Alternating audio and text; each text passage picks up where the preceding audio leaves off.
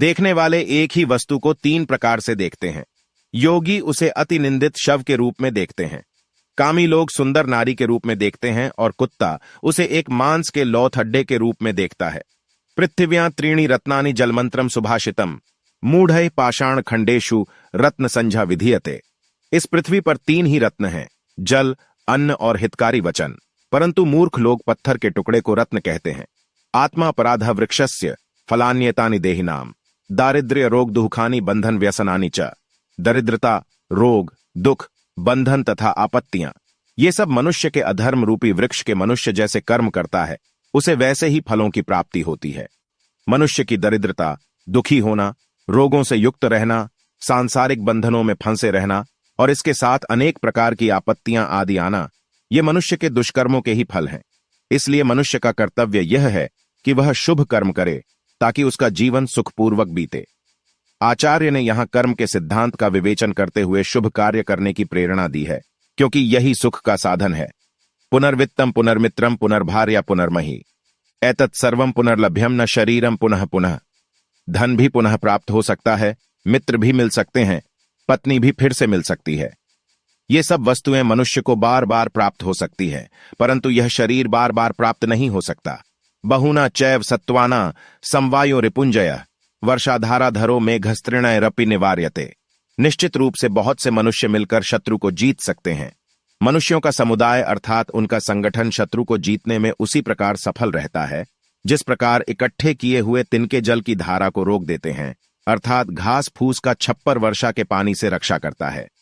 यह बात देखने सुनने में बहुत सामान्य प्रतीत होती है, परंतु यह है अत्यंत महत्वपूर्ण। जिस परिवार में मतभेद होते हैं, आपस में एकता नहीं होती, वह परिवार नष्ट हो जाता है। इसी तरह जिन परिवारों में अथवा देश के लोगों में एकता है, मिलकर काम करने की इच्छा है, वे भयंकर से भयंकर शत्रु को पराजित करने में समर्थ होते हैं। वृक्ष की एक शाखा को कोई एक बच्चा भी तोड़ सकता है, परंतु जब पतली पतली शाखाएं इकट्ठी हो जाती हैं तो इन्हें शक्तिशाली हाथी के लिए तोड़ना भी कठिन हो जाता है। संघे शक्ति कलौ युगे जले तैलम खले गुह्यम पात्रे दानम मनागपि प्राज्ञ शास्त्रम स्वयं याति विस्तारम वस्तु शक्तितः। जल पर तेल, दुष्ट व्यक्ति के पास गुप्त वार्ता, सुपात्र व्यक्ति को दिया गया दान, बुद्धिमान का शास्त्र ज्ञान, ये सभी बातें ऐसी हैं जो पूरी होने पर वस्तु की शक्ति अर्थात विशेषता से बिना किसी प्रयास के स्वयं फैल जाती हैं, इनका विस्तार हो जाता है। 5. पानी पर यदि तेल की बूंद डाली जाएगी तो वह बूंद के रूप में न रहकर उस पर फैल जाएगी। इसी प्रकार दुष्ट व्यक्ति के पास कोई रहस्य गुप्त नहीं रह सकता। सुपात्र व्यक्ति को दिया हुआ दान और बुद्धिमान व्यक्ति को दिया गया शास्त्र ज्ञान, ये सब अपने आप अपनी विशेषता के कारण चारों ओर फैल जाते हैं। धर्माख्याने श्मशाने च रोगिणा या मतिर्भवेत स सर्वदैव तिष्ठे चेत को न मुच्येत बंधनात्। धार्मिक कथा आदि के सुनने के समय श्मशान भूमि में और रोगी होने पर मनुष्य के मन में जो सद्बुद्धि उत्पन्न होती है, यदि वह सदैव स्थिर रहे तो मनुष्य संसार के बंधनों से छूट सकता है। जब मनुष्य धर्म संबंधी उपदेश सुनता है तो उसके मन में अच्छे विचारों का उदय होता है। इसी प्रकार जब मनुष्य किसी मृत व्यक्ति के साथ श्मशान भूमि में जाता है तो वह समझता है कि यह शरीर नश्वर है। उस समय उसके मन में पापों से मुक्त होने की सद्भावना उत्पन्न होती है। ऐसे ही जब मनुष्य रोगग्रस्त होता है तो वह प्रभु को याद करता है और उस समय सोचता है कि वह ऐसा कोई कार्य नहीं करेगा जिससे उसे फिर बीमार होना पड़े। चाणक्य कहते हैं कि यदि व्यक्ति सदैव इसी प्रकार सोचता रहे तो वह संसार के बंधनों से छूट सकता है। परंतु होता यह है कि जब मनुष्य धर्म सभा से उठ जाता है, श्मशान भूमि से लौट आता है और रोग से मुक्त हो जाता है तो वह फिर से संसार के उसी मोहमाया जाल में फंस जाता है। यही माया है। उत्पन्न पश्चात्तापस्य बुद्धिर्भवति यादृशी तादृशी यदि पूर्वम स्यात् कस्य न स्यान् महोदय। दुष्कर्म करने के बाद पश्चात्ताप करने वाले मनुष्य की बुद्धि जिस प्रकार की होती है, वैसी बुद्धि यदि पाप करने से पहले भी हो जाए तो सभी को मुक्ति प्राप्त हो सकती है। मनुष्य बुरा कार्य करने के बाद पछताता है, उसे अपने किए हुए कार्य पर पछतावा होता है। वह जानता है कि उसने वह किया है जो उसे नहीं करना चाहिए। चाणक्य कहते हैं कि यदि दुष्कर्म करने से पहले ही मनुष्य के विचार वैसे ही हो जाएं जैसे पश्चात्ताप के समय होते हैं तो कोई भी दुष्कर्म न हो। दाने तपसि शौर्ये व विज्ञाने विनये नये विस्मयो न ही कर्तव्यो बहुरत्ना वसुंधरा। दान, तपस्या, वीरता, विज्ञान, विनम्रता और नीतिवान होने में मनुष्य को सबसे बड़ा होने का अभिमान नहीं करना चाहिए, क्योंकि पृथ्वी अनेक अमूल्य रत्नों से भरी हुई है। दूरस्थोपि न दूरस्थो यो यस्य मनसि स्थितः यो यस्य हृदये नास्ति समीपस्थोपि दूरतः। जो जिसके हृदय में बसा हुआ है वह यदि बहुत दूर है तो भी उसे दूर नहीं कहा जा सकता, और जो जिसके हृदय में समाया हुआ नहीं है वह बहुत निकट रहने पर भी दूर प्रतीत होता है।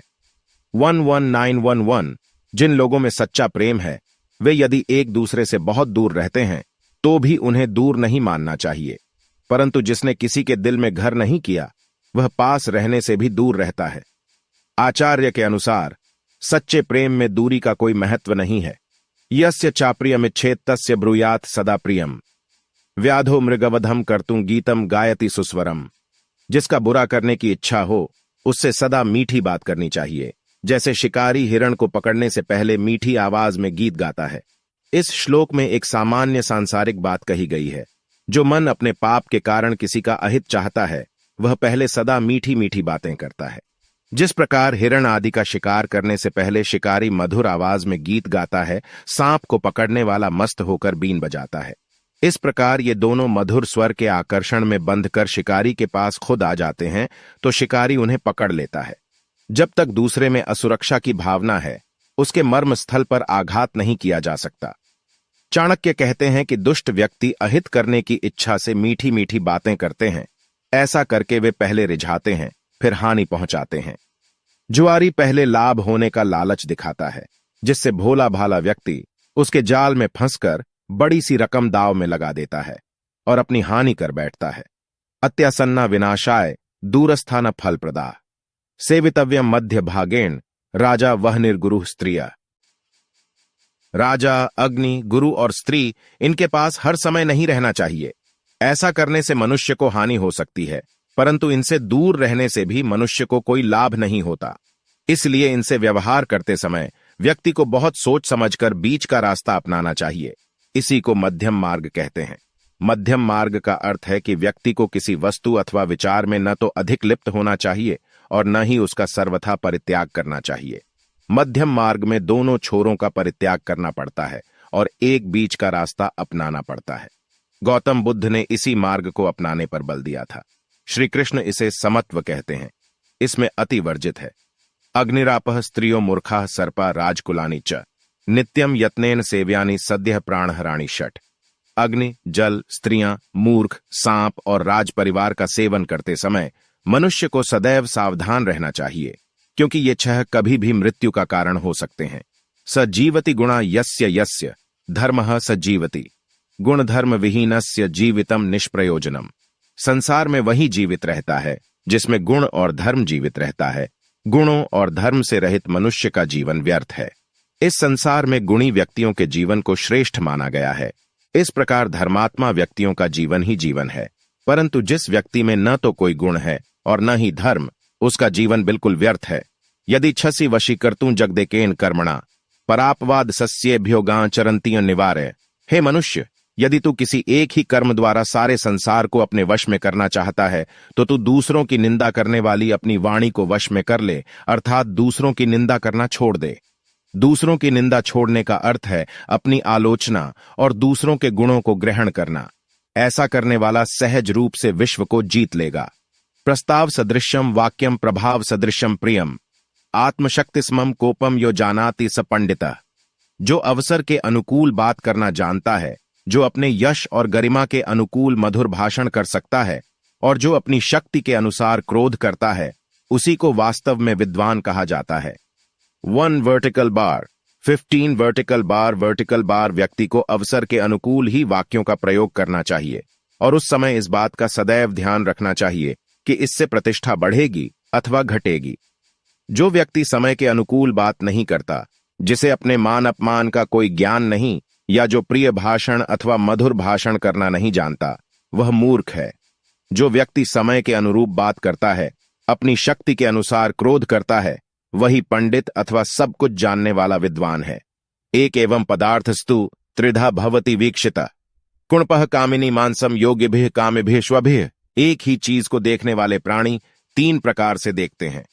योगी उसे अति निंदित शव के रूप में देखते हैं, कामी लोग सुंदर नारी के रूप में देखते हैं और कुत्ता उसे एक मांस के लोथड़े के रूप में देखता है।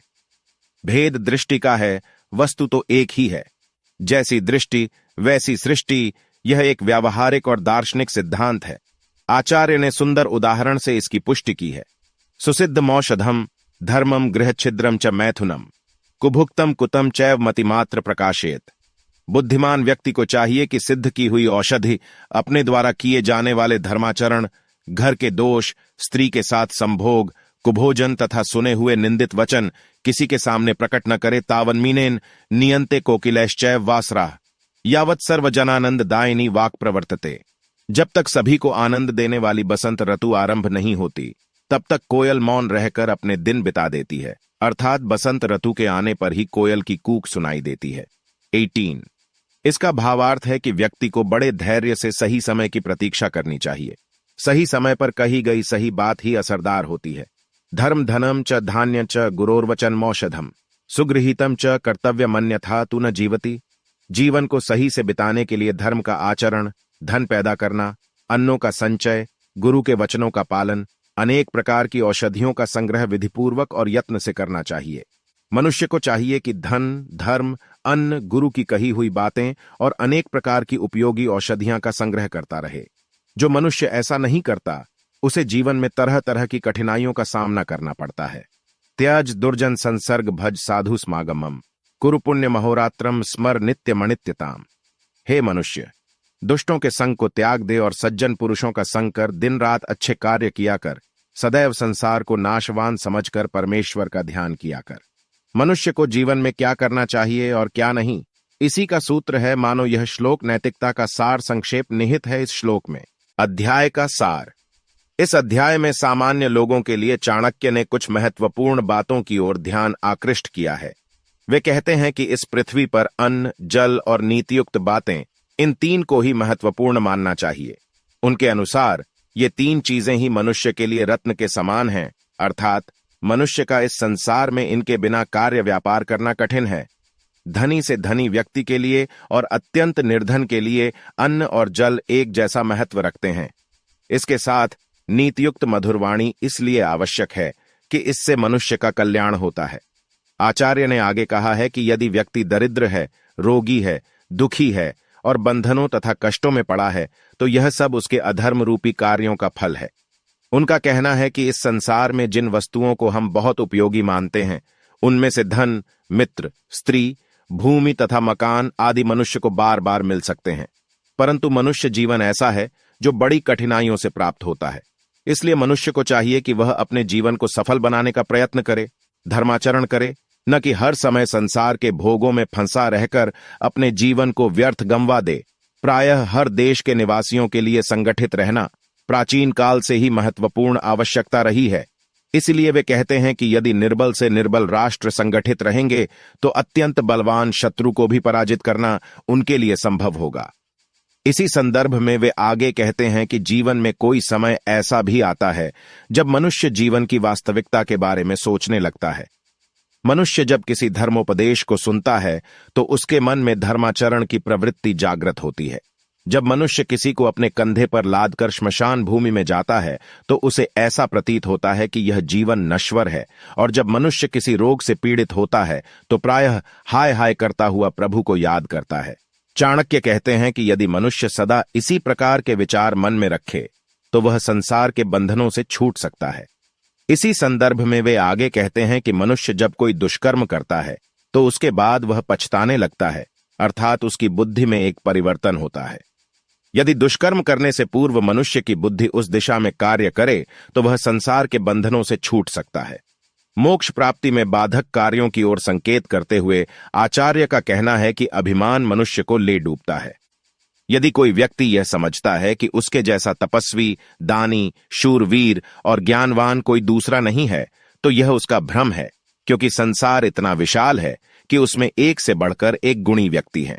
यहां एक सामान्य सी बात की ओर इशारा करते हुए आचार्य ने कहा है कि समीपता और दूरी का संबंध हृदय से है, न कि स्थान से। चाणक्य ने यहां ऐसी कूटनीतिपूर्ण बात कही है जो किसी भी राज्य के लिए उपयुक्त हो सकती है। उनका कहना है कि जो राज्य आपको हानि पहुंचाता है यदि आप में शक्ति से उसका निवारण करने की योग्यता नहीं है तो उससे मित्रता गांठकर मधुर व्यवहार का दिखावा करते हुए बुद्धिपूर्वक शक्तिहीन कर देना चाहिए। वे आगे कहते हैं कि राजा, अग्नि, गुरु और स्त्री आदि के न तो अत्यंत निकट जाना चाहिए और न ही इनसे अत्यंत दूरी रखनी चाहिए। उदाहरण के लिए सामान्य सी बात है कि यदि व्यक्ति अग्नि के अधिक समीप जाएगा तो वह जलकर भस्म हो जाएगा। इसीलिए उन्होंने कहा है कि इन सब वस्तुओं का उपयोग मध्यम दूरी अथवा मध्यम अवस्था में करना चाहिए, क्योंकि यदि इनके सेवन में सावधानी नहीं बरती जाएगी तो नष्ट होना निश्चित है। वे कहते हैं कि जो व्यक्ति गुणी है उसी का जीवन सफल है, जिसमें किसी प्रकार का गुण नहीं, कोई विशेष बुद्धि नहीं, उसका जीवन व्यर्थ है। इसी संदर्भ में वे आगे कहते हैं कि मनुष्य यदि संसार को अपने वश में करना चाहता है तो उसे दूसरों की निंदा करना छोड़ देना चाहिए। समझदार व्यक्ति वही है जो समय के अनुकूल बात करता है, अपने मान सम्मान के अनुरूप मधुर और प्रिय वचन बोलता है और क्रोध करते समय इस बात का अनुमान कर लेता है कि वह उसकी शक्ति के अनुरूप है या नहीं। इसी के साथ ही वे कहते हैं कि संसार की प्रत्येक वस्तु को मनुष्य विभिन्न दृष्टिकोणों से देखते हैं। स्त्री का उदाहरण देते हुए वे कहते हैं कि योगी स्त्री के स्वरूप को घृणा की दृष्टि से एक लाश के समान देखता है। कामी व्यक्ति उसे हर प्रकार से सुंदर समझता है और कुत्ते की दृष्टि में वह एक मांस के लौथ हड्डे अलावा कुछ नहीं है। सभी अपने भावों के अनुसार उसका दर्शन करते हैं, इसीलिए इस प्रकार की परस्पर विभिन्नता देखने में आती है। आगे चलकर चाणक्य बताते हैं कि बुद्धिमान मनुष्य को चाहिए वह अच्छे कर्म, घर के दोष, स्त्री से सहवास और अपने संबंध में सुने हुए निंदित वचनों को कभी किसी दूसरे व्यक्ति के समक्ष प्रकट न करे। चाणक्य का कहना है कि मनुष्य को कष्ट के समय मौन रहना चाहिए। चीखने चिल्लाने से कोई लाभ नहीं होता। उसे चाहिए कि वह सदैव धार्मिक कार्यों में लगा रहे, यथाशक्ति अच्छे कार्यों से धन का संग्रह करता रहे। धन का संग्रह भी समय के अनुकूल समझा गया है। गुरु के कल्याणकारी वचनों को संजोकर रखना अत्यंत आवश्यक है। यदि व्यक्ति इन चीजों का संग्रह नहीं करता तो उसका जीवन संकट में पड़ सकता है। अंत में वे मनुष्य को सुखी जीवन बिताने के लिए मार्गदर्शन करते हुए कहते हैं कि मनुष्य को दुष्टों की संगति छोड़ देनी चाहिए, उसको सज्जनों के पास उठना बैठना चाहिए। दिन रात उसे अच्छे कर्म करते रहने चाहिए और उसे यह बात ध्यान में रखनी चाहिए कि यह संसार अनित्य है, इसलिए उसे सदैव अपना मन प्रभु के चिंतन में लगाए रखना चाहिए।